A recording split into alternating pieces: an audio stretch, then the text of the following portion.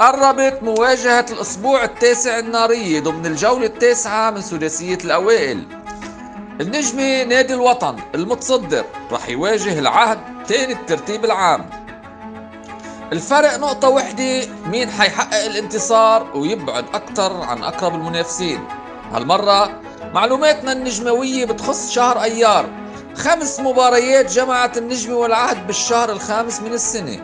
ب 31/5/2005 فاز النجمة ب4 أهداف مقابل هدفين.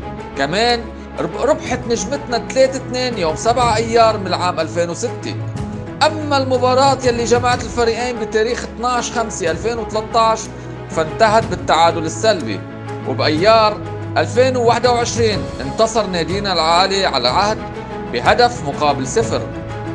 العين على المواجهة الأكثر من مهمة بين الخصمين عصر الأحد 12 الشهر الحالي الساعة 4 على أرض مجمع فؤاد شهاب بجوني. أكيد يا رب نجمي.